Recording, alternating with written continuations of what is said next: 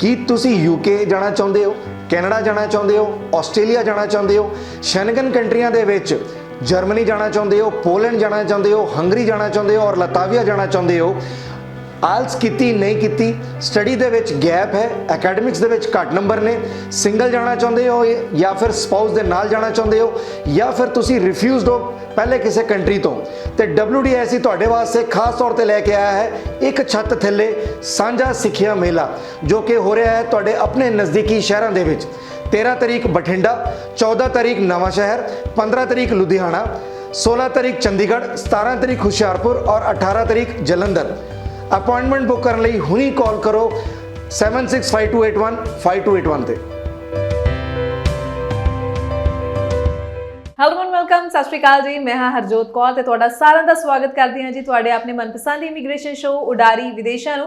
ਤੇ ਅੱਜ ਆਪਾਂ ਖਾਸ ਤੌਰ ਤੇ ਸ਼ੋਅ ਦੇ ਵਿੱਚ ਕੈਨੇਡਾ ਔਰ ਆਸਟ੍ਰੇਲੀਆ ਬਾਰੇ ਗੱਲ ਕਰਨੀ ਹੈ। ਕਿਹੜੇ ਸਟੂਡੈਂਟਸ ਐਲੀਜੀਬਲ ਨੇ, ਕਦੋਂ ਤੁਸੀਂ ਅਪਲਾਈ ਕਰ ਸਕਦੇ ਹੋ, ਕਿਹੜੇ ਇਨਟੇਕ ਲਈ ਤੁਸੀਂ ਅਪਲਾਈ ਕਰ ਸਕਦੇ ਹੋ, ਤੇ ਕੀ ਜਿਵੇਂ ਆਸਟ੍ਰੇਲੀਆ ਦੀ ਪਹਿਲਾਂ ਗੱਲ ਕਰਦੇ ਸੀ ਕਿ ਡਿਲੇਜ਼ ਬਹੁਤ ਚੱਲ ਰਹੇ ਨੇ, ਕੀ ਡਿਲੇਜ਼ ਹੁਣ ਥੋੜਾ ਨਾਰਮਲ ਹੋ ਚੁੱਕੇ ਨੇ ਕਿ ਨਹੀਂ, ਇਸ ਦੇ ਉੱਪਰ ਵੀ ਚਰਚਾ ਕਰਾਂਗੇ। ਤੇ ਅੱਜ ਦੀ ਗੱਲਬਾਤ ਲਈ ਸਾਡੇ ਨਾਲ ਇਸ ਸ਼ੋਅ ਵਿੱਚ ਮੌਜੂਦ ਨੇ ਜੀ WDIC education and immigration services ਤੋਂ visa expert mister Zorawar Singh ji. ਬਹੁਤ ਬਹੁਤ ਸਵਾਗਤ ਹੈ ਸਰ। ਸਤਿ ਸ਼੍ਰੀ ਅਕਾਲ। ਸਤਿ ਸ਼੍ਰੀ ਅਕਾਲ। ਸਤਿ ਸ਼੍ਰੀ ਅਕਾਲ ਜੀ। ਤੇ ਤੁਹਾਨੂੰ ਸ਼ੁਰੂਆਤ ਵਿੱਚ ਹੀ ਦੱਸਦਾ ਕਿ WDIC ਕੰਪਨੀ ਜੋ ਕਿ ਤਕਰੀਬਨ 17 ਸਾਲਾਂ ਤੋਂ ਵੱਧ ਸਮੇਂ ਤੋਂ ਵੀ ਇਸ ਕੰਮ ਦੇ ਵਿੱਚ ਹੈ ਔਰ ਕਈ ਸਟੂਡੈਂਟਸ ਨੂੰ ਚੰਗੀ ਗਾਈਡੈਂਸ ਦੇਣ ਤੋਂ ਬਾਅਦ ਸਟੂਡੈਂਟਸ ਦਾ ਵਿਦੇਸ਼ ਜਾਣ ਦਾ ਸੁਪਨਾ, ਉਹਨਾਂ ਦਾ ਫਿਊਚਰ ਜੋ ਹੈ ਬ੍ਰਾਈਟ ਬਣਾਉਣ ਦਾ ਸੁਪਨਾ ਪੂਰਾ ਕਰ ਚੁੱਕੇ ਨੇ। ਸੋ ਅੱਜ ਸਰ ਆਪਾਂ ਕੈਨੇਡਾ ਔਰ ਆਸਟ੍ਰੇਲੀਆ ਬਾਰੇ ਖਾਸ ਤੌਰ ਤੇ ਗੱਲ ਕਰਨੀ ਹੈ। ਸਭ ਤੋਂ ਪਹਿਲਾਂ ਕੈਨੇਡਾ ਤੋਂ ਹੀ ਸ਼ੁਰੂਆਤ ਕਰਾਂਗੀ। ਅਕਸਰ ਅਸੀਂ ਦੇਖਦੇ ਹਾਂ ਕਿ ਪਹਿਲੀ ਪਸੰਦ ਵਿਦੇਸ਼ ਜਾਣ ਦੀ ਸਟੂਡੈਂਟਸ ਦੀ ਕੈਨੇਡਾ ਹੀ ਹੁੰਦੀ ਹੈ, ਇਸ ਲਈ ਆਪਾਂ ਕੈਨੇਡਾ ਤੋਂ ਸ਼ੁਰੂਆਤ ਕਰਾਂਗੇ। ਅੱਜ ਦੇ ਟਾਈਮ ਵਿੱਚ ਕਿਹੜੇ ਸਟੂਡੈਂਟਸ ਕਿਸ ਤਰ੍ਹਾਂ ਦੀ ਪ੍ਰੋਫਾਈਲਸ ਨੂੰ ਤੁਸੀਂ ਐਲੀਜੀਬਲ ਮੰਨਦੇ ਹੋ ਤਾਂ ਕਿ ਉਹ ਟਾਈਮਲੀ ਅਪਲਾਈ ਕਰਕੇ ਕੈਨੇਡਾ ਅਪਲਾਈ ਕਰ ਸਕਣ?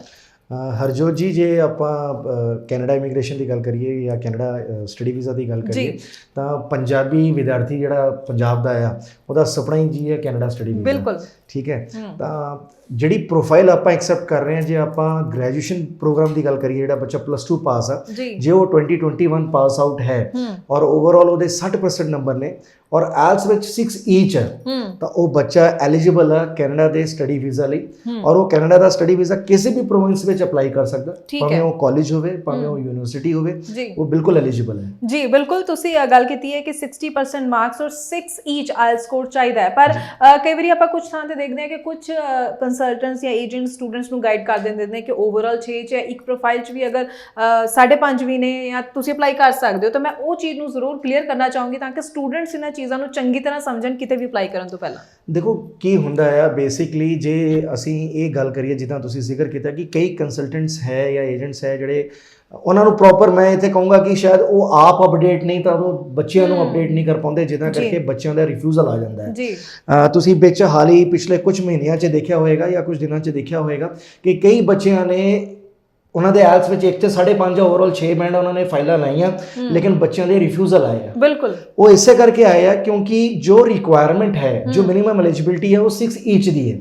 ਬੱਚੇ ਸਿਰਫ ਕੈਨੇਡਾ ਜਾਣ ਦੇ ਚੱਕਰ ਦੇ ਵਿੱਚ ਕਿ ਸਾਡੇ ਤੋਂ ਆਇਲਸ ਨਹੀਂ ਹੋਣੀ, ਸਾਡੇ ਇੱਕ ਬੈਂਡ ਘੱਟ ਆ ਗਏ ਆ ਲੇਕਿਨ ਓਵਰਆਲ ਸਾਡੇ 6 ਆ, ਔਰ ਏਜੰਟ ਨੇ ਵੀ ਅੱਗੇ ਕਿਹਾ ਹੁੰਦਾ ਜੀ ਇਹ 'ਚ ਵੀ ਫਾਈਲ ਲੱਗ ਜਾਏਗੀ, ਅਸੀਂ ਲਾ ਦੇਵਾਂਗੇ, ਅਸੀਂ ਤੁਹਾਨੂੰ ਵੀਜ਼ਾ ਲੈ ਕੇ ਦੇ ਦੇਵਾਂਗੇ।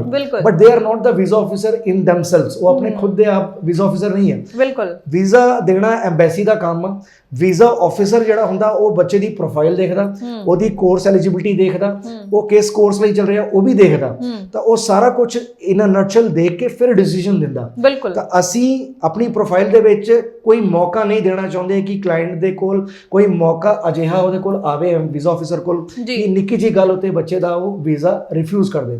ਤਾਂ ਅਸੀਂ ਚਾਹੁੰਦੇ ਹਾਂ ਕਿ ਜਿਹੜਾ ਬੱਚਾ +2 2021 ਪਾਸ ਆਊਟ ਆ, 60% ਉਹਦੇ ਓਵਰਆਲ ਨੰਬਰ ਨੇ ਔਰ ਆਇਲਸ ਵਿੱਚ 6 ਈਚ ਕੀਤੀ ਹੈ, ਤਾਂ ਉਹ ਆਪਣਾ ਵੀਜ਼ਾ ਲਵੇ ਔਰ ਵੀਜ਼ਾ ਉਹਦਾ ਆਏਗਾ ਔਰ ਕਿਸੇ ਵੀ ਪ੍ਰੋਵਿੰਸ ਕੈਨੇਡਾ 'ਚ ਅਪਲਾਈ ਕਰ ਸਕਦਾ ਜੀ। ਬਿਲਕੁਲ, ਕਿਉਂਕਿ ਦੇਖੋ ਮਕਸਦ ਤੁਹਾਡਾ ਸਿਰਫ ਵੀਜ਼ਾ ਲਈ ਅਪਲਾਈ ਕਰਨਾ ਨਹੀਂ ਹੁੰਦਾ, ਤੁਹਾਡਾ ਮਕਸਦ ਹੁੰਦਾ ਹੈ ਕਿ ਤੁਹਾਡਾ ਸਟੱਡੀ ਵੀਜ਼ਾ ਲੱਗ ਕੇ ਤੁਹਾਡੇ ਹੱਥ ਵਿੱਚ ਆਏ ਤੇ ਤੁਸੀਂ ਜਲਦੀ ਤੋਂ ਜਲਦੀ ਜਿੱਥੇ ਫਲਾਈ ਕਰ ਸਕੋ, ਚਾਹੇ ਆਪਾਂ ਕੈਨੇਡਾ ਦੀ ਗੱਲ ਕਰ ਰਹੇ ਹਾਂ। ਸੋ ਇਹ ਚੀਜ਼ ਸਟੂਡੈਂਟ ਜ਼ਰੂਰ ਸਮਝਣ ਕਿ ਜੇਕਰ ਤੁਸੀਂ 21 ਪਾਸ ਆਊਟ ਹੋ, +2 ਕੀਤੀ ਹੋਈ ਹੈ, ਤੁਹਾਨੂੰ 60% ਮਾਰਕਸ ਚਾਹੀਦੇ ਹੀ ਨੇ ਔਰ ਓਵਰਆਲ 6 ਤੁਹਾਨੂੰ ਆਇਲਸ ਸਕੋਰ 6 ਈਚ ਸਕੋਰ ਜ਼ਰੂਰ ਚਾਹੀਦਾ ਹੀ ਚਾਹੀਦਾ ਤਾਂ ਕਿ ਤੁਸੀਂ ਸਕਸੈਸਫੁਲੀ ਜੋ ਹੈ ਕੈਨੇਡਾ ਦਾ ਸਟੱਡੀ ਵੀਜ਼ਾ ਅਚੀਵ ਕਰ ਸਕੋ। ਤੇ ਸਰ ਮੈਂ ਹਾਲੇ ਆਪਾਂ ਸਿਰਫ ਗ੍ਰੈਜੂਏਟ ਸਟੂਡੈਂਟਸ ਦੀ ਗੱਲ ਕਰ ਰਹੇ ਹਾਂ ਜਿਹੜੇ +2 ਤੋਂ ਬਾਅਦ ਗ੍ਰੈਜੂਏਸ਼ਨ ਲਈ ਅਪਲਾਈ ਕਰਨਾ ਚਾਹ ਰਹੇ ਨੇ। ਨਾਲ ਦੇ ਨਾਲ ਇੱਥੇ ਮੈਂ ਪੋਸਟ ਸਟੱਡੀ ਵਰਕ ਪਰਮਿਟ ਬਾਰੇ ਵੀ ਗੱਲ ਕਰਨਾ ਚਾਹੂੰਗੀ ਕਿ ਕੰਮ ਨੂੰ ਲੈ ਕੇ ਵੀ ਕਿਸ ਤਰੀਕੇ ਦਾ ਕੈਨੇਡਾ ਵਿੱਚ ਦੇਖਿਆ ਜਾ ਸਕਦਾ ਹੈ, ਕਿਸ ਤਰ੍ਹਾਂ ਦੀ ਮੁਸ਼ਕਿਲ ਹੈ ਜਾਂ ਕਿੰਨਾ ਕੁ ਆਸਾਨ ਹੈ।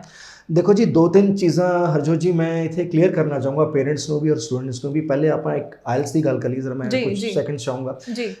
ਬੱਚੇ ਔਰ ਪੇਰੈਂਟਸ ਬੇਸਿਕਲੀ ਕੀ ਕਰਦੇ ਆ ਕਿ ਇੱਕ ਅਕੈਡਮੀ ਨੂੰ ਚੂਜ਼ ਕਰਨਾ, ਇੱਕ ਆਇਲਸ ਅਕੈਡਮੀ ਨੂੰ ਚੂਜ਼ ਕਰਨਾ ਬਹੁਤ ਜ਼ਿਆਦਾ ਜ਼ਰੂਰੀ ਹੁੰਦਾ, ਜਿੱਥੇ ਉਹਨਾਂ ਨੂੰ ਟੀਚਰ ਵੀ ਉਸ ਐਕਸਪਰਟ ਲੈਵਲ ਦੇ ਮਿਲਣ, ਐਕਸਪਰਟਾਈਜ਼ ਉਹਨਾਂ ਵਿੱਚ ਹੋਵੇ, ਜਿਹੜੇ ਬੱਚੇ ਦੇ ਡਾਊਟਸ ਔਰ ਉਹਨਾਂ ਦੀ ਲੈਂਗੁਏਜ ਉਤੇ ਕੰਮ ਕਰ ਸਕਣ। ਜਨਰਲ ਬੇਸਿਕਸ ਟੀਚਰਸ ਜਿਹੜੇ ਆ ਉਹਨਾਂ ਜ਼ਿਆਦਾ ਵਰਕਆਊਟ ਨਹੀਂ ਕਰ ਪਾਉਂਦੇ। ਇਸੀ ਕਮੀ ਕਰਕੇ ਬੱਚਿਆਂ ਦੇ ਆਇਲਸ ਵਿੱਚ ਸਕੋਰ ਬਹੁਤ ਘੱਟ ਆਉਂਦੇ ਨੇ। ਦੂਜੀ ਗੱਲ, ਪੇਰੈਂਟਸ ਜਿਹੜੇ ਹੁੰਦੇ ਆ ਆਪਣੇ ਫਾਈਨੈਂਸ਼ੀਅਲ ਰਿਸੋਰਸ ਨੂੰ ਦੇਖਦੇ ਆ ਕਿ ਸਾਡੇ ਪੈਸੇ ਘੱਟ ਲੱਗਣ, ਬੱਚਾ 2 ਮਹੀਨੇ ਚ ਆਇਲਸ ਕਰ ਲੇ ਔਰ ਚਲੇ ਜਾਵੇ। ਸਾਡੇ ਇੱਧਰ WDIC ਦੇ ਵਿੱਚ ਸਾਡੀ ਕੋਲ ਅਕੈਡਮੀ ਵੀ ਹੈ ਜੋ ਇਸ ਚੀਜ਼ ਉੱਤੇ ਬਹੁਤ ਜ਼ਿਆਦਾ ਫੋਕਸ ਕਰਦੀ ਹੈ ਕਿ ਬੱਚਾ ਕਮ ਸੇ ਕਮ 2 ਤੋਂ 3 ਮਹੀਨੇ ਜ਼ਰੂਰ ਦੇਵੇ ਤਾਂ ਕਿ ਉਹਦੀ ਆਇਲਸ ਵਿੱਚ ਬੈਟਰ ਇੰਪਰੂਵਮੈਂਟ ਆਵੇ ਔਰ ਅੱਛਾ ਸਕੋਰ ਲੈ ਕੇ ਅੱਗੇ ਆਪਣਾ ਕੈਰੀਅਰ ਪ੍ਰੋਸੈਸ ਕਰੇ। ਦੂਜਾ ਤੁਸੀਂ ਸਵਾਲ ਪੁੱਛਿਆ ਕਿ ਪੋਸਟ ਸਟੱਡੀ ਵਰਕ ਪਰਮਿਟ ਦਾ ਕੀ ਸਿਨੈਰੀਓ ਹੈ। ਜਿਹੜਾ ਬੱਚਾ +2 ਦੇ ਬਾਅਦ ਗ੍ਰੈਜੂਏਸ਼ਨ ਕੋਰਸ ਜਾਂ 2 ਤੋਂ 3 ਸਾਲ ਦਾ ਕੋਰਸਸ ਲੈ ਕੇ ਜਾਂਦਾ ਹੈ, ਜਿੰਨੇ ਸਾਲ ਦਾ ਕੋਰਸ ਉਹਦਾ ਟੈਨਿਓਰ ਹੋਏਗਾ ਉਤੋਂ ਉਸੇ ਟਾਈਮ ਪੀਰੀਅਡ ਦਾ ਉਹਨੂੰ ਵਰਕ ਪਰਮਿਟ ਮਿਲੇਗਾ। ਠੀਕ ਹੈ, ਯਾਨੀ 2 ਸਾਲ ਦਾ ਕੋਰਸ ਲਿਆ ਤਾਂ 2 ਤੋਂ 3 ਸਾਲ ਦਾ ਉਹਨੂੰ ਵਰਕ ਪਰਮਿਟ ਮਿਲਣ ਦੇ ਚਾਂਸਸ ਹੁੰਦੇ ਨੇ। ਔਰ ਬੱਚੇ ਉੱਥੇ ਲੀਗਲ ਰਾਈਟ, ਵਰਕ ਰਾਈਟ ਜਿਹੜੇ ਹੁੰਦੇ ਨੇ ਉਹ 20 ਘੰਟੇ ਪਰ ਵੀਕ ਤਾਂ ਹੁੰਦੇ ਹੀ ਹੁੰਦੇ ਆ, ਪਲੱਸ ਬੱਚਾ ਛੁੱਟੀਆਂ 'ਚ ਫੁੱਲ ਟਾਈਮ ਕੰਮ ਕਰ ਸਕਦਾ ਹੈ। ਤਾਂ ਇਸੇ ਕਰਕੇ ਬੱਚਾ ਜਿਹੜਾ ਬਾਹਰ ਜਾਣਾ ਚਾਹੁੰਦਾ ਹੈ, ਖਾਸ ਤੌਰ ਤੇ ਕੈਨੇਡਾ, ਉਹ ਪੋਸਟ ਸਟੱਡੀ ਵਰਕ ਪਰਮਿਟ ਦਾ ਬਾਅਦ 'ਚ ਸੋਚੇ, ਪਹਿਲੇ ਆਪਣੀ ਸਟੱਡੀ ਆਇਲਸ ਤੇ ਫੋਕਸ ਕਰੇ ਔਰ ਸਟੱਡੀ ਜੇ ਲੈਣੀ ਹੈ ਤਾਂ 2 ਸਾਲ ਜਾਂ 3 ਸਾਲ ਦੀ ਘੱਟ ਤੋਂ ਘੱਟ ਲਵੇ ਤਾਂ ਕਿ ਉਹਨੂੰ ਵਰਕ ਪਰਮਿਟ ਵੀ ਉਹਨੇ ਟੈਨਿਓਰ ਦਾ ਮਿਲੇ। ਬਿਲਕੁਲ ਸਹੀ ਕਿਹਾ ਤੁਸੀਂ, ਤੇ ਤੁਸੀਂ ਵੀ ਜ਼ਰੂਰ ਇਹਨਾਂ ਚੀਜ਼ਾਂ ਦਾ ਧਿਆਨ ਰੱਖੋ ਤਾਂ ਕਿ ਕਿਤੇ ਵੀ ਵੀਜ਼ਾ ਪ੍ਰੋਸੈਸ ਦੇ ਵਿੱਚ ਕੋਈ ਰੁਕਾਵਟ ਨਾ ਆਵੇ, ਤੁਹਾਨੂੰ ਕੋਈ ਵੀ ਜੋ ਹੈ ਰਿਫਿਊਜ਼ਲ ਫੇਸ ਨਾ ਕਰਨੀ ਪਵੇ। ਸਪੈਸ਼ਲੀ ਬਾਰ-ਬਾਰ ਅਸੀਂ ਕਹਿ ਰਹੇ ਹਾਂ ਕਿ ਆਇਲਸ ਦੀ ਰਿਕੁਆਇਰਮੈਂਟ ਕੈਨੇਡਾ ਲਈ 6 ਓਵਰਆਲ ਤੁਹਾਡੇ ਜ਼ਰੂਰ ਚਾਹੀਦੇ ਨੇ ਤਾਂ ਕਿ ਤੁਸੀਂ ਸਕਸੈਸਫੁਲੀ ਉਸ ਰਾਹ ਤੇ ਚੱਲੋ ਕਿ ਤੁਹਾਡਾ ਸਟੱਡੀ ਵੀਜ਼ਾ ਲੱਗ ਕੇ ਆ ਸਕੇ। ਬਾਰ-ਬਾਰ ਗੱਲ ਕਰਦੇ ਹਾਂ ਕਿ ਮਕਸਦ ਸਿਰਫ ਫਾਈਲ ਅਪਲਾਈ ਕਰਨਾ ਨਹੀਂ ਹੁੰਦਾ, ਮਕਸਦ ਹੁੰਦਾ ਕਿ ਸਕਸੈਸਫੁਲੀ ਸਟੱਡੀ ਵੀਜ਼ਾ ਤੁਹਾਡੇ ਕੋਲ ਪਹੁੰਚੇ। ਇਸ ਤੋਂ ਪਹਿਲਾਂ ਕਿ ਮੈਂ ਮਾਸਟਰਸ ਦੀ ਵੀ ਗੱਲ ਸ਼ੁਰੂ ਕਰਾਂ ਤਾਂ ਅੰਦਾਜ਼ ਇਹ ਕਿ WDIC ਵੱਲੋਂ ਜੋ ਹੈ ਸੈਮੀਨਾਰ ਆਰਗੇਨਾਈਜ਼ ਕਰਵਾਏ ਜਾ ਰਹੇ ਨੇ 13 ਜੂਨ ਤੋਂ ਲੈ ਕੇ 18 ਜੂਨ ਤੱਕ। ਡਿਟੇਲਸ ਮੈਂ ਤੁਹਾਨੂੰ ਜ਼ਰੂਰ ਦੱਸ ਦੇਣੀ ਹੈ, ਸਕਰੀਨ ਦੇ ਉੱਪਰ ਵੀ ਤੁਸੀਂ ਜੋ ਹੈ ਡਿਟੇਲ ਜ਼ਰੂਰ ਦੇਖ ਪਾਓਗੇ। 13 ਜੂਨ ਨੂੰ ਬਠਿੰਡਾ, 14 ਨੂੰ ਨਵਾਂ ਸ਼ਹਿਰ, 15 ਨੂੰ ਲੁਧਿਆਣਾ, 16 ਨੂੰ ਚੰਡੀਗੜ੍ਹ, 17 ਨੂੰ ਹੁਸ਼ਿਆਰਪੁਰ ਅਤੇ 18 ਨੂੰ ਜਲੰਧਰ ਵਿੱਚ ਇਹ ਸੈਮੀਨਾਰ ਆਰਗੇਨਾਈਜ਼ ਕਰਵਾਇਆ ਜਾ ਰਿਹਾ। ਸਰ ਤੁਹਾਡੇ ਤੋਂ ਇਹਦੇ ਡਿਟੇਲ ਜਾਣਨਾ ਚਾਹੂੰਗੀ, ਕਿਹੜੀ ਕੰਟਰੀਜ਼ ਦੇ ਕਾਲਜਿਸ ਔਰ ਯੂਨੀਵਰਸਿਟੀਜ਼ ਦੇ ਰਿਪਰੈਜ਼ੈਂਟੇਟਿਵ ਇੱਥੇ ਪਹੁੰਚਣਗੇ ਤਾਂ ਕਿ ਸਟੂਡੈਂਟਸ ਆਪਣੀ ਪ੍ਰੋਫਾਈਲ ਅਸੈਸਮੈਂਟ ਤੋਂ ਬਾਅਦ ਟਾਈਮਲੀ ਜੋ ਹੈ ਅਪਲਾਈ ਕਰਨ ਵਿੱਚ ਇਸ ਸੈਮੀਨਾਰ ਦਾ ਬੈਨੀਫਿਟ ਲੈ ਸਕਣ। ਹਰਜੋਤ ਜੀ, ਜਿਸ ਤੱਕ ਸੈਮੀਨਾਰ ਦਾ ਗੱਲ ਕੀਤੀ ਹੈ ਤੁਸੀਂ, ਸੈਮੀਨਾਰ ਦੀ ਡੇਟਸ ਬਿਲਕੁਲ ਸਹੀ ਦੱਸੀਆਂ ਨੇ ਔਰ ਇਹ ਸ਼ਹਿਰਾਂ ਦੇ ਵਿੱਚ ਸੈਮੀਨਾਰਸ ਹੋ ਰਹੇ ਨੇ। ਸੈਮੀਨਾਰਸ ਦੇ ਵਿੱਚ ਸਾਡੇ ਕੋਲ ਜਿਹੜੀ ਕੰਟਰੀਜ਼ ਆ ਰਹੇ ਨੇ ਉਹਦੇ ਵਿੱਚ UK ਹੋ ਗਿਆ ਜੀ, USA ਹੋ ਗਿਆ, ਕੈਨੇਡਾ ਹੋ ਗਿਆ, ਆਸਟ੍ਰੇਲੀਆ ਹੋ ਗਿਆ। ਇਹਦੇ ਇਲਾਵਾ ਸ਼ੈਂਗਨ ਕੰਟਰੀਜ਼ ਜੇ ਅਸੀਂ ਗੱਲ ਕਰੀਏ ਤਾਂ ਜਰਮਨੀ, ਪੋਲੈਂਡ, ਹੰਗਰੀ ਔਰ ਲਾਤਵੀਆ ਦੇ ਰਿਪਰੈਜ਼ੈਂਟੇਟਿਵਸ ਆ ਰਹੇ ਨੇ। ਇਹਦੇ ਇਲਾਵਾ ਹੋਰ ਵੀ ਕੰਟਰੀ ਸਾਡੇ ਕੋਲ ਹੋਣਗੀਆਂ। ਪੇਰੈਂਟਸ ਜਾਂ ਬੱਚੇ ਇਸ ਸੈਮੀਨਾਰ ਦਾ ਜ਼ਰੂਰ ਹਿੱਸਾ ਬਣ। ਇਸ ਸੈਮੀਨਾਰ ਦੇ ਵਿੱਚ ਆ ਕੇ ਉਹਨਾਂ ਨੂੰ ਆਫੀਸ਼ੀਅਲ ਰਿਪਰੈਜ਼ੈਂਟੇਟਿਵਸ ਜਿਹੜੇ ਹੈਗੇ ਆ ਕਾਲਜਾਂ ਦੇ, ਯੂਨੀਵਰਸਿਟੀਜ਼ ਦੇ, ਉਹਨਾਂ ਨਾਲ ਰੂਬਰੂ ਹੋਣ ਦਾ ਮੌਕਾ ਮਿਲੇਗਾ, ਆਪਣੇ ਡਾਊਟਸ ਕਲੀਅਰ ਕਰਨ ਦਾ ਮੌਕਾ ਮਿਲੇਗਾ, ਆਪਣੀ ਪ੍ਰੋਫਾਈਲ ਦੀ ਅਸੈਸਮੈਂਟ ਕਰਾਉਣ, ਔਨ ਦਾ ਸਪੌਟ ਅਸੈਸਮੈਂਟ ਕਰਾ ਕੇ ਆਪਣਾ ਆਫਰ ਲੈਟਰ ਲੈ ਸਕਦੇ ਨੇ। ਸਪੈਸ਼ਲ ਡਿਸਕਾਊਂਟ ਜੋ ਸਾਡੀ ਰਜਿਸਟ੍ਰੇਸ਼ਨ ਫੀ ਆ WDIC ਕੰਪਨੀ ਦੀ, ਉਹਦੇ ਵਿੱਚ ਲਾਹਾ ਲੈ ਸਕਦੇ ਨੇ, ਬੈਨੀਫਿਟ ਲੈ ਸਕਦੇ ਨੇ। ਔਰ ਕੋਈ ਬੱਚਾ ਜੇ ਬਹੁਤ ਜ਼ਿਆਦਾ ਅਕੈਡਮਿਕ 'ਚ ਐਕਸਲੈਂਟ ਹੈ, ਬ੍ਰਿਲੀਅੰਟ ਹੈ, ਤਾਂ ਸ਼ਾਇਦ ਉਹਨਾਂ ਨੂੰ ਸਕਾਲਰਸ਼ਿਪ ਆਪਸ਼ਨਸ ਵੀ ਅਵੇਲੇਬਲ ਹੋਣ। ਜੀ, ਤੇ ਤੁਸੀਂ ਵੀ ਜ਼ਰੂਰ ਜੋ ਹੈ ਸਕਰੋਲ ਦੇ ਵਿੱਚ ਵੀ ਸਾਰੀ ਡਿਟੇਲ ਲਗਾਤਾਰ ਸ਼ੋਅ ਦੇ ਵਿੱਚ ਚੱਲ ਰਹੀ ਹੈ, ਸੈਮੀਨਾਰਸ ਦੀ ਡੇਟਸ ਜਾਂ ਕਿੱਥੇ ਹੋ ਰਿਹਾ, ਤੁਹਾਨੂੰ ਜਿੱਥੇ ਨੇੜੇ ਲੱਗੇ ਤੁਸੀਂ ਜ਼ਰੂਰ ਉੱਥੇ ਪਹੁੰਚ ਸਕਦੇ ਹੋ। ਲਗਾਤਾਰ ਨੰਬਰ ਵੀ ਡਿਸਪਲੇ ਹੋ ਰਿਹਾ ਸਕਰੀਨ ਦੇ ਉੱਪਰ, ਇਸ ਨੰਬਰ ਨੂੰ ਨੋਟ ਕਰ ਲਓ। ਸੈਮੀਨਾਰ ਨੂੰ ਲੈ ਕੇ ਕੋਈ ਸਵਾਲ ਹੋਵੇ ਜਾਂ ਤੁਹਾਡੀ ਪ੍ਰੋਫਾਈਲ ਨੂੰ ਲੈ ਕੇ ਕੋਈ ਸਵਾਲ ਹੋਵੇ ਜਾਂ ਕੁਝ ਵੀ ਤੁਸੀਂ ਕਿਸੇ ਕੰਟਰੀ ਬਾਰੇ ਪੁੱਛਣਾ ਚਾਹੁੰਦੇ, ਇਸ ਨੰਬਰ ਤੇ ਕਾਲ ਕਰਕੇ WDIC ਦੀ ਟੀਮ ਦੇ ਨਾਲ ਰਾਬਤਾ ਕਾਇਮ ਕਰ ਸਕਦੇ ਹੋ। ਤੇ ਜਦੋਂ ਤੁਸੀਂ ਸੈਮੀਨਾਰ ਆਓਗੇ ਤਾਂ ਆਪਣੇ ਡਾਕੂਮੈਂਟ ਜ਼ਰੂਰ ਲੈ ਕੇ ਆਣਾ, ਆਪਣੇ ਪੇਰੈਂਟਸ ਨੂੰ ਜ਼ਰੂਰ ਨਾਲ ਲੈ ਕੇ ਆਣਾ ਤਾਂ ਕਿ ਚੀਜ਼ਾਂ ਨੂੰ ਸਹੀ ਤਰੀਕੇ ਨਾਲ ਸਮਝਿਆ ਜਾ ਸਕੇ ਤੇ ਉਸ ਜਾਣਕਾਰੀ ਦਾ ਫਾਇਦਾ ਚੱਕਦੇ ਹੋਏ ਤੁਸੀਂ ਟਾਈਮਲੀ ਅਪਲਾਈ ਕਰ ਸਕੋ। ਗੱਲ ਕੈਨੇਡਾ ਦੀ ਆਪਾਂ ਕਰ ਰਹੇ ਹਾਂ, ਬਾਅਦ ਵਿੱਚ ਆਸਟ੍ਰੇਲੀਆ ਬਾਰੇ ਵੀ ਡਿਟੇਲ 'ਚ ਗੱਲ ਕਰਾਂਗੇ, ਪਰ ਹੁਣ ਕੈਨੇਡਾ ਬਾਰੇ ਗੱਲ ਕਰਾਂਗੇ। ਜੋ ਆਫਟਰ ਗ੍ਰੈਜੂਏਸ਼ਨ ਮਾਸਟਰਸ ਲਈ ਅਪਲਾਈ ਕਰਨਾ ਚਾਹੁੰਦੇ ਨੇ, ਉਹਨਾਂ ਦੀ ਐਲੀਜੀਬਿਲਿਟੀ ਕੀ ਹੈ ਕੈਨੇਡਾ ਲਈ? ਦੇਖੋ, ਜਿਹੜੇ ਬੱਚਿਆਂ ਨੇ ਗ੍ਰੈਜੂਏਸ਼ਨ ਕੀਤੀ ਹੈ 2017 ਜਾਂ 17 ਤੋਂ ਬਾਅਦ, ਉਹ ਬੱਚਿਆਂ ਨੇ ਓਵਰਆਲ ਪਰਸੈਂਟੇਜ ਉਹਨਾਂ ਦੀ 55 ਤੋਂ 60% ਨੰਬਰ ਨੇ ਔਰ ਆਇਲਸ ਵਿੱਚ 6 ਈਚ ਆ, ਉਹ ਬੱਚੇ ਵੀ ਕੈਨੇਡਾ ਦੇ ਮਾਸਟਰਸ ਪ੍ਰੋਗਰਾਮ ਲਈ ਅਪਲਾਈ ਕਰ ਸਕਦੇ ਨੇ। ਅਗੇਨ ਮਾਸਟਰ ਪ੍ਰੋਗਰਾਮ ਜਾਂ ਐਡਵਾਂਸ ਡਿਪਲੋਮਾ ਜਿਹੜਾ 2 ਸਾਲ ਦਾ ਉਹ ਲੈ ਸਕਦੇ ਨੇ। ਉਹ ਸਟੱਡੀ ਕੰਪਲੀਟ ਕਰਕੇ ਫਿਰ ਉਹੀ 2 ਤੋਂ 3 ਸਾਲ ਦਾ ਵਰਕ ਪਰਮਿਟ ਔਰ ਉਹਦੇ ਬਾਅਦ ਆਪਣੀ ਪੀਆਰ ਦੀ ਆਪਸ਼ਨਸ ਉਹਨਾਂ ਵਾਸਤੇ ਅਵੇਲੇਬਲ। ਜੀ ਠੀਕ ਹੈ। ਤੇ ਜਿਵੇਂ ਆਪਾਂ ਗੱਲ ਕਰ ਰਹੇ ਹਾਂ ਕਿ 2017 ਵਾਲੇ ਤੁਸੀਂ ਕਿਹਾ ਸਟੂਡੈਂਟਸ ਮਾਸਟਰਸ ਲਈ ਅਪਲਾਈ ਕਰ ਸਕਦੇ ਨੇ, ਤੇ ਹੋਰ ਕਿਹੜੀ ਚੀਜ਼ਾਂ ਵੱਲ ਇਹਨਾਂ ਨੂੰ ਧਿਆਨ ਰੱਖਣਾ ਚਾਹੀਦਾ, ਕਿਉਂਕਿ ਆਪਾਂ ਗੈਪ ਦੀ ਅਗਰ ਗੱਲ ਦੇਖੀਏ 8 ਸਾਲ ਦਾ ਜੋ ਤਕਰੀਬਨ ਗੈਪ ਬਣ ਜਾਂਦਾ ਹੈ। ਦੇਖੋ 5 ਸਾਲ ਦਾ ਸਟੈਂਡਰਡ ਹੈ, 5 ਤੋਂ 6 ਸਾਲ ਦਾ ਗੈਪ ਕੈਨੇਡਾ ਈਜ਼ੀਲੀ ਐਕਸੈਪਟ ਕਰ ਲੈਂਦੀ ਹੈ ਜੇ ਤੁਸੀਂ ਪ੍ਰੋਪਰ ਗੈਪ ਜਸਟੀਫਿਕੇਸ਼ਨ ਨਾਲ ਫਾਈਲਾਂ ਲਾਓ। ਤਾਂ ਅਸੀਂ ਦੇਖਿਆ ਹੈ ਸਾਡੇ ਕੋਲ ਕੇਸਸ ਲੱਗੇ ਜਿਨ੍ਹਾਂ ਦੇ ਕੋਲ 8-8 ਸਾਲ ਦਾ ਜਾਂ 7-7 ਸਾਲ ਦਾ ਗੈਪ ਆ, ਉਹਨਾਂ ਦੇ ਵੀ ਵੀਜ਼ੇ ਆਏ ਹੋਏ ਆ ਬੱਚਿਆਂ ਦੇ। ਤਾਂ ਇਸੇ ਕਰਕੇ ਜੇ 7 ਤੋਂ 8 ਸਾਲ ਦਾ ਗੈਪ ਹੈ ਔਰ ਪ੍ਰੋਪਰ ਗੈਪ ਜਸਟੀਫਿਕੇਸ਼ਨ ਹੈ ਤੁਹਾਡੇ ਕੋਲ ਔਰ ਆਇਲਸ ਵਿੱਚ ਸਕੋਰ ਅੱਛਾ ਆ, ਓਵਰਆਲ ਪਰਸੈਂਟੇਜ ਤੁਹਾਡੀ ਅੱਛੀ ਹੈ, ਤਾਂ ਕੈਨੇਡਾ ਸ਼ਾਇਦ ਵੀਜ਼ਾ ਬੱਚੇ ਨੂੰ ਈਜ਼ੀਲੀ ਦੇ ਦੇਵੇ। ਜੀ ਜਦੋਂ ਆਪਾਂ ਕੈਨੇਡਾ ਦੀ ਗੱਲ ਕਰਦੇ ਹਾਂ ਨਾ, ਐਸਓਪੀ ਬਹੁਤ ਹੀ ਇੰਪੋਰਟੈਂਟ ਉੱਥੇ ਦਿਖਣ ਲੱਗ ਜਾਂਦੀ ਹੈ, ਕਿਉਂਕਿ ਐਸਓਪੀ ਉੱਪਰ ਵੀ ਬਹੁਤ ਚੀਜ਼ਾਂ ਡਿਪੈਂਡ ਕਰਦੀਆਂ ਕਿ ਕਿਸ ਤਰੀਕੇ ਨਾਲ ਪ੍ਰੈਜ਼ੈਂਟ ਕੀਤੀ ਗਈ ਹੈ। ਤਾਂ WDIC ਵੱਲੋਂ ਐਸਓਪੀ ਨੂੰ ਲੈ ਕੇ ਕਿਸ ਤਰੀਕੇ ਨਾਲ ਕੰਮ ਕੀਤਾ ਜਾਂਦਾ ਹੈ? ਦੇਖੋ ਐਸਓਪੀ ਜਿਹਨੂੰ ਤੁਸੀਂ ਸਟੇਟਮੈਂਟ ਆਫ ਪਰਪਸ ਕਹਿੰਦੇ ਆ ਜਾਂ ਕਵਰ ਲੈਟਰ ਕਹਿੰਦੇ ਆ, ਇਹ ਬਹੁਤ ਹੀ ਵਾਈਟਲ ਰੋਲ ਪਲੇ ਕਰਦਾ ਹੈ, ਕਿਉਂਕਿ ਐਸਓਪੀ ਤੁਹਾਡੀ ਇੱਕ ਕਲੀਅਰ ਪਿਕਚਰ ਦਿੰਦਾ ਹੈ ਤੁਹਾਡੇ ਫਿਊਚਰ ਪ੍ਰੋਸਪੈਕਟਸ ਨੂੰ ਲੈ ਕੇ। ਤੁਸੀਂ ਪਾਸਟ 'ਚ ਕੀ ਕੀਤਾ ਹੈ, ਪ੍ਰੈਜ਼ੈਂਟ 'ਚ ਕੀ ਕਰ ਰਹੇ ਹੋ ਔਰ ਫਿਊਚਰ 'ਚ ਤੁਸੀਂ ਕੀ ਕਰਨਾ, ਕੀ ਪਲੈਨਿੰਗ ਹੈ। ਤਾਂ past, present, future, all the 3 things are included in the SOP. So your SOP depicts the real picture of your career, what you want to do. ਤਾਂ ਤੁਸੀਂ ਆਪਣਾ ਪੁਆਇੰਟ ਆਫ ਵਿਊ, ਆਪਣੀ study, ਆਪਣੀ relevancy ਔਰ ਉਹਦੇ ਬਾਅਦ ਆ ਕੇ ਤੁਸੀਂ ਕੀ ਕਰਨਾ ਹੈ, ਇਹ ਤੁਹਾਡਾ SOP ਕਲੀਅਰ ਪਿਕਚਰ ਦੇਣਾ ਚਾਹੀਦਾ ਹੈ। ਠੀਕ ਹੈ ਜੀ ਜੀ ਜੀ ਬਿਲਕੁਲ। ਸੋ ਇਹਨਾਂ ਚੀਜ਼ਾਂ ਨੂੰ ਤੁਸੀਂ ਵੀ ਧਿਆਨ ਵਿੱਚ ਜ਼ਰੂਰ ਰੱਖੋ, ਕਿਉਂਕਿ ਅੱਜ ਆਪਾਂ ਖਾਸ ਤੌਰ ਤੇ ਫਿਲਹਾਲ ਕੈਨੇਡਾ ਦੀ ਗੱਲ ਕਰ ਰਹੇ ਹਾਂ। ਕਿਹੜੀ ਚੀਜ਼ਾਂ ਜ਼ਰੂਰੀ ਨੇ ਜਿਨ੍ਹਾਂ ਤੇ ਧਿਆਨ ਤੁਸੀਂ ਦੇਣਾ ਹੈ ਤਾਂ ਕਿ ਤੁਸੀਂ ਕਿਸੇ ਵੀ ਕੰਸਲਟੈਂਟ ਕੋਲ ਜਦੋਂ ਜਾਂਦੇ ਹੋ, ਫਾਈਲ ਪ੍ਰੋਸੈਸ ਕਰਵਾਉਂਦੇ ਹੋ, ਤਾਂ ਤੁਸੀਂ ਸਵਾਲ ਕਰ ਸਕੋ ਕਿ ਮੇਰੀ ਇਸ ਥਾਂ ਦੇ ਉੱਪਰ, ਇਸ ਫੈਕਟਰੀ ਦੇ ਉੱਪਰ ਕਿਵੇਂ ਕੰਮ ਕੀਤਾ ਜਾ ਰਿਹਾ। ਤਾਂ ਮੈਂ ਅੱਗੋਂ ਗੱਲ ਕਰਨਾ ਚਾਹੂੰਗੀ ਕਿ ਸਕਸੈਸ ਰੇਟ ਦੀ ਅਗਰ ਗੱਲ ਕਰੀਏ, ਅੱਜ ਕੱਲ੍ਹ ਚਾਹੇ ਆਪਾਂ ਗ੍ਰੈਜੂਏਸ਼ਨ ਲਈ ਅਪਲਾਈ ਕਰ ਰਹੇ ਨੇ ਜਾਂ ਮਾਸਟਰਸ ਲਈ ਅਪਲਾਈ ਕਰ ਰਹੇ ਨੇ, ਬਹੁਤ ਪਿੱਛੇ ਜੇ ਰਿਫਿਊਜ਼ਲਸ ਆਈਆਂ, ਸਟੂਡੈਂਟਸ ਬਹੁਤ ਇੱਕ ਵਾਰੀ ਹਤਾਸ਼ ਹੋਣ ਲੱਗੇ ਕਿ 2 ਵਾਰੀ ਸੋਚਣ ਲੱਗੇ ਕਿ ਆਪਾਂ ਕੈਨੇਡਾ ਅਪਲਾਈ ਕਰ ਰਹੇ ਹਾਂ ਤਾਂ ਕਿਤੇ ਰਿਫਿਊਜ਼ਲ ਨਾ ਆ ਜਾਏ। ਅੱਜ ਦੇ ਟਾਈਮ ਵਿੱਚ ਸਕਸੈਸ ਰੇਟ ਕਿਵੇਂ ਦਾ ਦੇਖ ਸਕਦੇ ਹਾਂ? ਸਕਸੈਸ ਰੇਟ ਹਰਜੋਤ ਜੀ ਜੇ ਆਪਾਂ ਗੱਲ ਕਰੀਏ ਕੈਨੇਡਾ ਦਾ ਤਾਂ ਬਹੁਤ ਅੱਛਾ ਸਕਸੈਸ ਰੇਟ ਆ, ਬਸ਼ਰਤੇ ਜੋ ਗੱਲਾਂ ਮੈਂ ਪਹਿਲੇ ਜ਼ਿਕਰ ਕੀਤਾ ਕਿ ਆਇਲਸ ਵਿੱਚ 6 ਈਚ ਪਰਸੈਂਟੇਜ ਤੁਹਾਡੀ ਪ੍ਰੋਪਰ, SOP ਤੁਹਾਡੀ ਪ੍ਰੋਪਰ। SOP ਤੁਹਾਡਾ ਮੈਂ ਇੱਕ ਵਾਰੀ ਦੁਬਾਰਾ ਪੁਆਇੰਟ ਇਹ ਗੱਲ ਕਹਿਣੀ ਚਾਹੂੰਗਾ ਜੋ ਮੈਂ ਸ਼ਾਇਦ ਸਕਿਪ ਕਰ ਗਿਆ ਕਿ SOP ਲਿਖਣ ਵੇਲੇ ਵੀ ਕਈ ਬੰਦੇ, ਕਿਉਂਕਿ ਕੰਟੈਂਟ ਲਿਖਣਾ, ਇੱਕ ਰਾਈਟਿੰਗ ਕਰਨੀ, ਇਹ ਵੀ ਇੱਕ ਆਰਟ ਆ। ਤਾਂ ਮੈਂ ਜਿੱਦਾਂ ਪਹਿਲੇ ਗੱਲ ਕੀਤੀ ਕਿ ਤੁਹਾਡਾ ਪਾਸਟ, ਪ੍ਰੈਜ਼ੈਂਟ, ਫਿਊਚਰ ਪੂਰਾ ਉਹਦੇ ਉੱਤੇ ਡਿਪੈਂਡ ਆ ਕਿ ਤੁਸੀਂ ਕੀ ਜ਼ਿਕਰ ਕਰਦੇ ਹੋ, ਕਿੱਦਾਂ ਲਿਖਦੇ ਹੋ। ਤਾਂ ਇਹ ਬਹੁਤ, ਜੇ ਮਾਹਿਰ ਬੰਦਾ ਹੋਏਗਾ, ਐਕਸਪਰਟ ਹੋਏਗਾ, ਤਾਂ ਉਹ ਤੁਹਾਡੀ SOP ਨੂੰ ਲਿਖੇਗਾ। ਜੇ ਤੁਸੀਂ 4-5 ਦਾ ਪੇਜ ਲਿਖ ਦਿੱਤਾ, ਇਹਦਾ ਮਤਲਬ ਇਹ ਨਹੀਂ ਕਿ ਵੀਜ਼ਾ ਆਫਿਸਰ ਵੀਜ਼ਾ ਦੇਖ ਕੇ ਵੀ 5 ਪੇਜ ਦੀ SOP ਦਾ ਵੀਜ਼ਾ ਦੇ ਦੇਗਾ। ਤਾਂ ਤੁਹਾਡੇ ਅਕੈਡਮਿਕ ਦੀ ਪਰਸੈਂਟੇਜ, ਤੁਹਾਡਾ ਆਇਲਸ ਦਾ ਸਕੋਰ, ਤੁਹਾਡੀ ਹਰ ਚੀਜ਼ਾਂ ਨੂੰ ਦੇਖਦੇ ਹੋਏ ਤੁਹਾਡਾ ਵੀਜ਼ਾ ਆਏਗਾ। ਔਰ ਵੀਜ਼ਾ ਦਾ ਸਕਸੈਸ ਰੇਟ ਬਹੁਤ ਅੱਛਾ ਹੈ ਕੈਨੇਡਾ ਦਾ।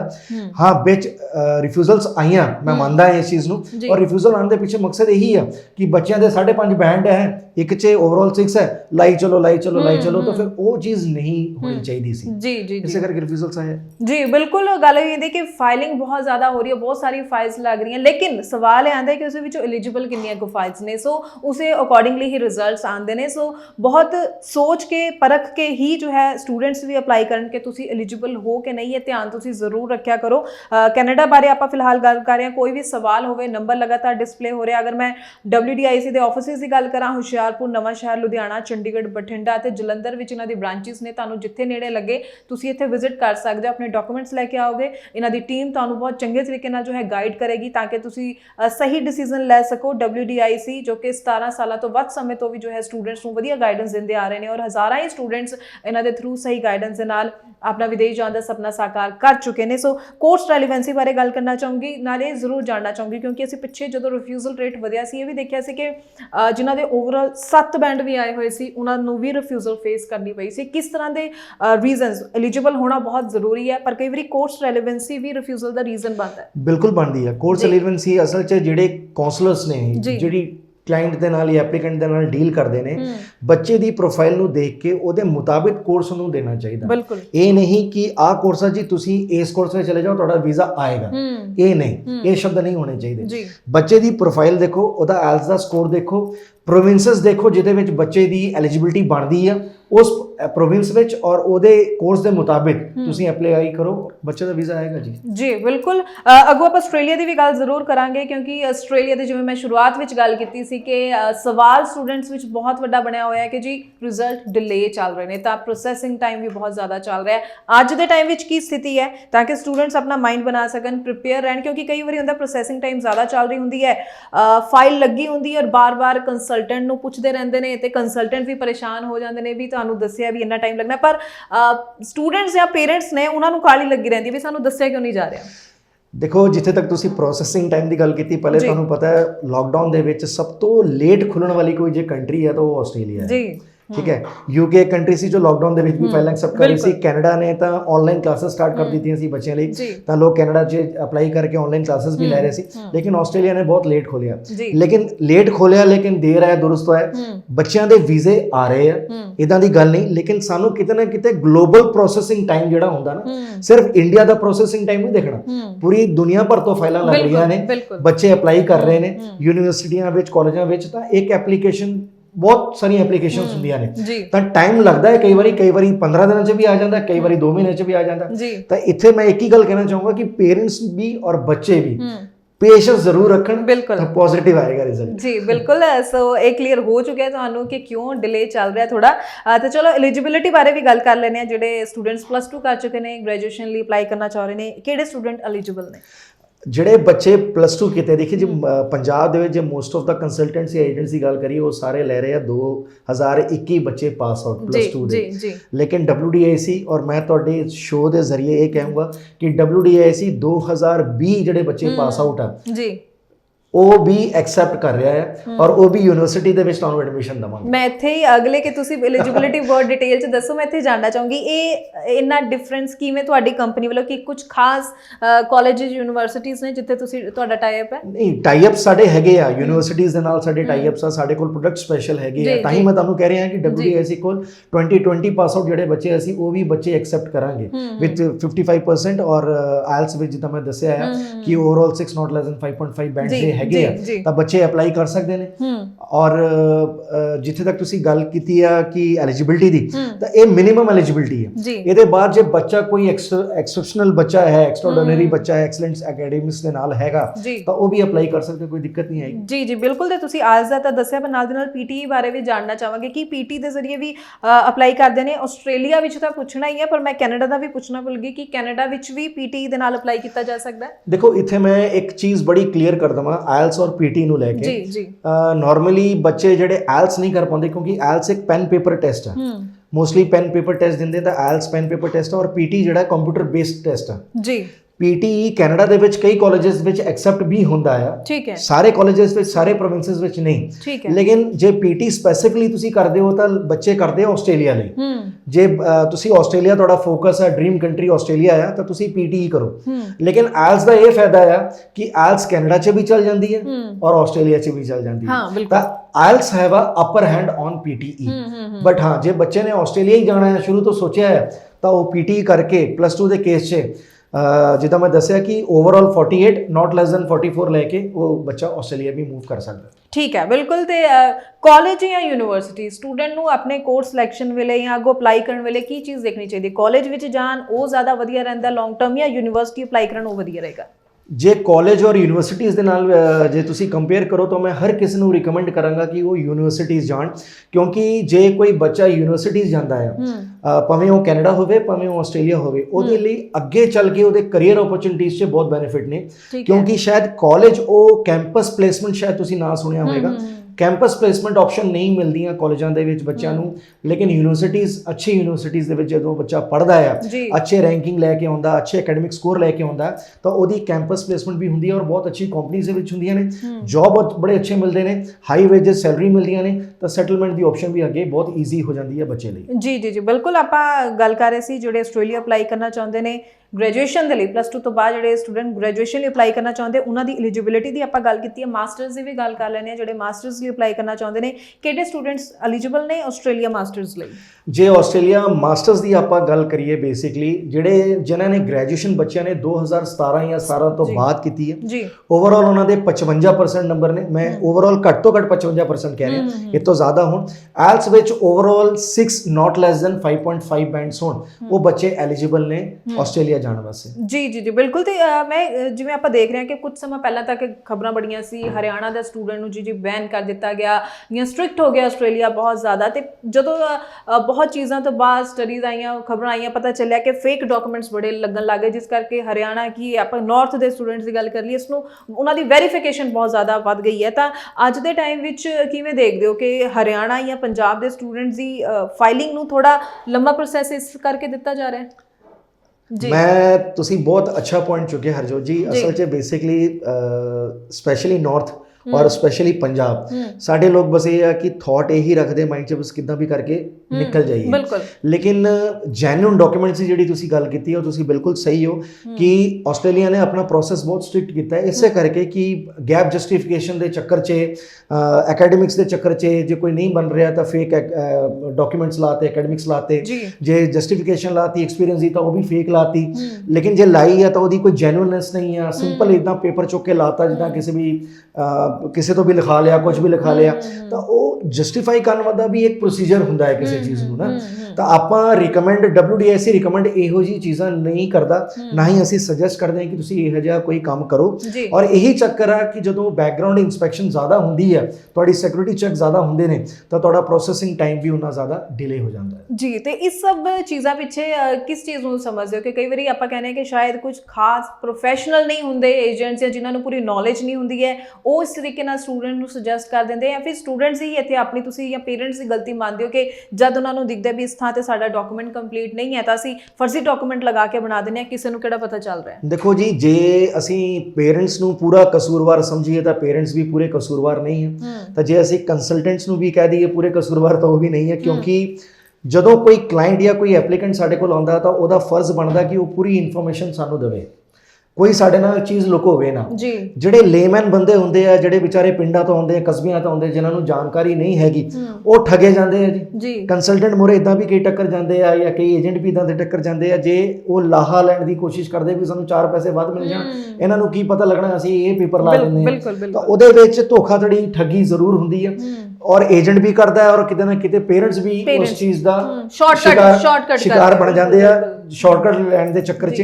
ਤਾਂ ਇਹ ਚੀਜ਼ਾਂ ਨਹੀਂ ਹੋਣੀਆਂ ਚਾਹੀਦੀਆਂ, ਕਿਉਂਕਿ ਆਖਰਕਾਰ ਕਰੀਅਰ ਬੱਚੇ ਦਾ ਖਰਾਬ ਹੁੰਦਾ। ਬਿਲਕੁਲ ਸਹੀ ਕਿਹਾ ਤੁਸੀਂ। ਸੋ ਇਸੇ ਤਰੀਕੇ ਨਾਲ ਕਈ ਪ੍ਰੋਫਾਈਲ ਸੇ ਕਈ ਵਾਰੀ ਬੈਨ ਲੱਗ ਜਾਂਦਾ। ਸੋ ਆਪਣੀ ਚੰਗੀ ਭਲੀ ਪ੍ਰੋਫਾਈਲ ਨੂੰ ਇਸ ਤਰੀਕੇ ਨਾਲ ਫੇਕ ਡਾਕੂਮੈਂਟਸ ਨਾਲ ਕਦੀ ਵੀ ਖਰਾਬ ਨਾ ਕਰਿਆ ਕਰੋ। ਅਸੀਂ ਹਮੇਸ਼ਾ ਕਹਿੰਦੇ ਹਾਂ ਜਿੱਥੇ ਤੁਸੀਂ ਐਲੀਜੀਬਲ ਹੋ ਤੁਸੀਂ ਉੱਥੇ ਲਈ ਹੀ ਅਪਲਾਈ ਕਰੋ। ਔਰ ਬਹੁਤ ਅੱਛੀਆਂ ਆਪਸ਼ਨਸ ਨੇ ਅੱਜ ਦੇ ਟਾਈਮ ਦੇ ਵਿੱਚ ਤਾਂ, ਕਿਉਂਕਿ ਅਸੀਂ ਇਹ ਨਹੀਂ ਕਹਿ ਸਕਦੇ ਕਿ ਕੁਝ 2-3 ਕੰਟਰੀਜ਼ ਨੇ ਵੀ ਜਿੱਥੇ ਅਸੀਂ ਅਪਲਾਈ ਕਰਨਾ, ਅਗਰ ਉੱਥੇ ਅਪਲਾਈ ਨਹੀਂ ਹੋਇਆ ਤਾਂ ਅਸੀਂ ਜਾ ਹੀ ਨਹੀਂ ਸਕਦੇ। ਸੋ ਅੱਜ ਕਈ ਕੰਟਰੀਜ਼ ਨੇ ਜਿੱਥੇ ਕਿ ਸਟੂਡੈਂਟਸ ਨੂੰ ਖੁੱਲ੍ਹਾ ਸੱਦਾ ਦਿੱਤਾ ਜਾਂਦਾ, ਚਾਹੇ ਕਿ ਕੁਝ ਵੀਕ ਪ੍ਰੋਫਾਈਲਸ ਵੀ ਹੋਣ, ਉਹ ਵੀ ਅਪਲਾਈ ਕਰਕੇ ਆਪਣਾ ਫਿਊਚਰ ਜੋ ਹੈ ਸਿਕਿਉਰ ਕਰ ਸਕਦੇ ਨੇ। ਕਈ ਕੰਟਰੀਜ਼ ਜੋ ਹੈ PR ਦੀ ਚੰਗੀ ਆਪਸ਼ਨਸ ਦੇ ਰਹੀਆਂ ਨੇ। ਸੋ ਪਲੀਜ਼ ਅਸੀਂ ਇਸ ਸ਼ੋਅ ਦੇ ਜ਼ਰੀਏ ਵੀ ਇਹੀ ਜਾਗਰੂਕਤਾ ਫੈਲਾਉਣਾ ਚਾਹੁੰਦੇ ਹਾਂ, ਇਹੀ ਮੈਸੇਜ ਦੇਣਾ ਚਾਹੁੰਦੇ ਹਾਂ ਕਿ ਆਪਣੀ ਪ੍ਰੋਫਾਈਲ ਨੂੰ ਸਮਝਿਆ ਕਰੋ, ਕਿੱਥੇ ਐਲੀਜੀਬਲ ਹੋ ਉੱਥੇ ਹੀ ਅਪਲਾਈ ਕਰੋ। ਕਈ ਪੇਰੈਂਟਸ ਵੀ ਧੱਕੇ ਨਾਲ ਕਈ ਵਾਰ ਕਹਿੰਦੇ ਜੀ ਬਸ ਕਿਸੇ ਵੀ ਤਰ੍ਹਾਂ ਸਾਡੇ ਬੱਚੇ ਦਾ ਕਰਾ ਦਿਓ, ਪੈਸੇ ਜਿੰਨੇ ਮਰਜ਼ੀ ਲੈ ਲਓ। ਗੱਲ ਇੱਥੇ ਪੈਸਿਆਂ ਦੀ ਨਹੀਂ ਹੈ, ਗੱਲ ਇੱਥੇ ਹੈ ਕਿ ਤੁਸੀਂ ਆਪਣੇ ਬੱਚੇ ਦਾ ਫਿਊਚਰ, ਉਹਦਾ ਭਵਿੱਖ ਕਿਹੜੇ ਪਾਸੇ ਵੱਲ ਲੈ ਕੇ ਜਾ ਰਹੇ ਹੋ। ਤੇ ਮੈਂ ਇੱਥੇ ਆਸਟ੍ਰੇਲੀਆ ਦੀ ਆਪਾਂ ਗੱਲ ਕਰੀਏ ਤਾਂ ਸਪਾਊਸ ਵੀਜ਼ਾ ਦੇ ਨਾਲ ਗੱਲ ਕਰ ਲਈਏ ਤਾਂ ਕੀ ਅੱਜ ਵੀ ਇਹਦਾ ਪ੍ਰੋਸੈਸ ਥੋੜਾ ਈਜ਼ੀ ਮੰਨ ਸਕਦੇ ਹਾਂ ਜਾਂ ਫਿਰ ਥੋੜਾ ਟਫ ਜੋ ਹੈ ਪ੍ਰੋਸੈਸ ਲੱਗ ਰਿਹਾ ਆਸਟ੍ਰੇਲੀਆ ਸਪਾਊਸ ਵੀਜ਼ਾ ਲਗਾਉਣਾ? ਸਪਾਊਸ ਵੀਜ਼ਾ ਜਿੱਦਾਂ ਪਹਿਲੇ ਲੱਗਦਾ ਸੀ ਹੁਣ ਵੀ ਲੱਗ ਸਕਦਾ। ਜੇ ਕੋਈ ਬੱਚਾ ਮੈਰਿਡ ਆ ਤਾਂ ਉਹ ਕੈਨੇਡਾ ਹੋਵੇ ਚਾਹੇ ਆਸਟ੍ਰੇਲੀਆ ਹੋਵੇ, ਫਰਕ ਸਿਰਫ ਇੰਨਾ ਹੈ ਕਿ ਆਸਟ੍ਰੇਲੀਆ ਵਿੱਚ ਸਪਾਊਸ ਨਾਲ ਜਾ ਸਕਦਾ ਨਾ, ਕੈਨੇਡਾ ਦੇ ਵਿੱਚ 6 ਮਹੀਨੇ ਬਾਅਦ ਸਪਾਊਸ ਓਪਨ ਵਰਕ ਪਰਮਿਟ ਤੇ ਕੈਨੇਡਾ ਜਾ ਸਕਦਾ। ਇੱਕ ਹੋਰ ਚੀਜ਼ ਮੈਂ ਇੱਥੇ ਕਹਿਣਾ ਚਾਹੂੰਗਾ, ਪੂਰੇ ਵਰਲਡ ਦੇ ਵਿੱਚ ਇਹ 2 ਵਾਹਿਦ ਕੰਟਰੀਆਂ ਨੇ ਇਸ ਵੇਲੇ ਜਿਹੜੀਆਂ 2005 ਤੋਂ ਜਾਂ ਉਸ ਤੋਂ ਪਹਿਲੇ ਸ਼ਾਇਦ ਇਹ PR ਅਪਲਾਈ ਕਰ ਰਹੀਆਂ ਪੁਆਇੰਟ ਬੇਸਿਸ ਤੇ। ਜੀ ਕੈਨੇਡਾ ਵੀ ਤਾਂ ਆਸਟ੍ਰੇਲੀਆ ਵੀ।